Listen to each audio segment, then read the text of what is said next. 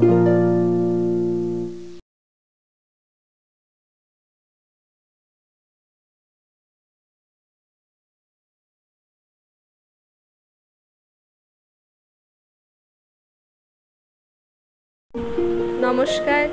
আমি ভট্টাচার্য পরিবারের একটি প্রথম ব্লগ নিয়ে আজকে উপস্থাপন করছি। আজকে আমাদের গন্তব্যস্থল হালিশহরের স্বামী নিগমানন্দ সরস্বতীর আশ্রমে। তার জন্য প্রথমে আমরা কাঁচরাপাড়ায় নেমে অটো করে পৌঁছে যাব বাঘের মোড়, এবং বাঘের মোড় থেকে আবার অটো পরিবর্তন করে পৌঁছে গেলাম হালিশহরে স্বামী নিগমানন্দ সরস্বতী আমাদের গুরুদেবের আশ্রমে। এটি হচ্ছে প্রথমে প্রবেশ পথ।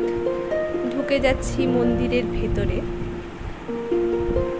চারিপাশে সেদিনকে আমরা ভীষণ সকাল সকাল চলে গেছিলাম, 8:30টার মধ্যে আশ্রমে পৌঁছে গেছিলাম। তখনও সেরকম দর্শনার্থী কেউ আসেননি। আমরাই সেদিনকে যেন প্রথম। এত ভালো লাগছিল চারিদিকের পরিবেশটা, রোদ ছিল না, মেঘলা, সুন্দর ওয়েদার।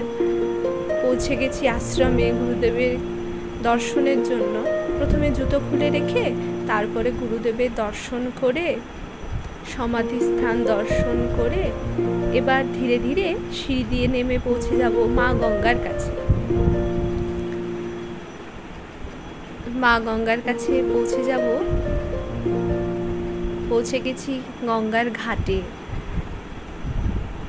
এত ভালো লাগছিল সেদিনকে সকালটা, না বৃষ্টি না রোদ।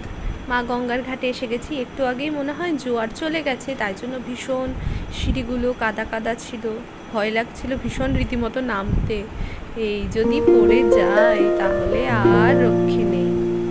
আর আমার ছেলে আর মেয়ে দুজনেই ভীষণ বায়না করছিল নামার জন্য। ছেলের মুখটি বেশ ভার, নামতে ইচ্ছা হচ্ছে কিন্তু মা নামতে দিচ্ছে না। কি করা যাবে?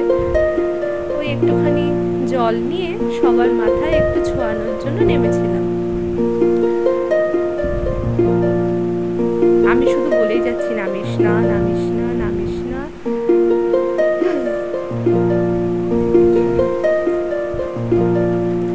এবার পৌঁছে গেছি প্রসাদ প্রাঙ্গণে।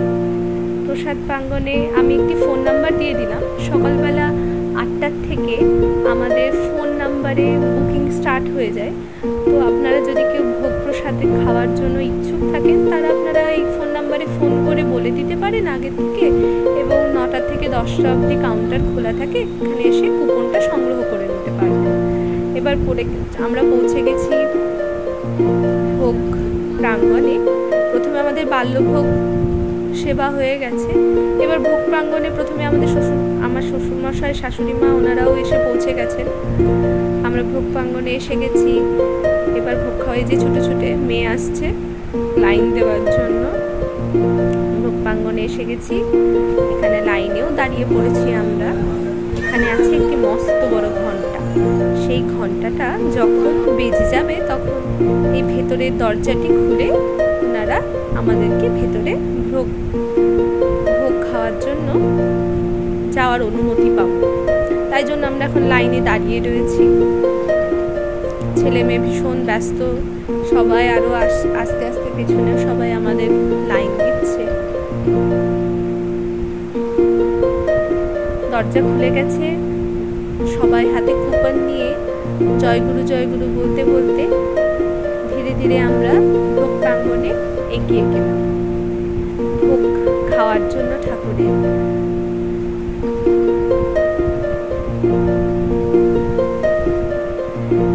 যদি আপনাদের আমার ব্লগটি ভালো লেগে থাকে তাহলে চেষ্টা করব এরপরে এরকম ছোট ছোট ব্লগ নিয়ে আসার জন্য।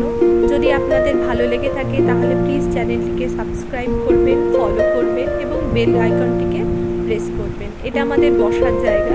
সবাই যে যার স্থানে যথারীতি বসে গিয়ে ভোগ সেবার জন্য বসে গেছি। তাহলে ধন্যবাদ আজকের ব্লগটি দেখার জন্য। পরবর্তী কিছুদিনের মধ্যে আপনাদের সঙ্গে তাহলে দেখা হচ্ছে। সবাই ভালো থাকবেন, সুস্থ থাকবেন, সাবধানে থাকবেন। নমস্কার। জয় গুরু, জয় গুরু।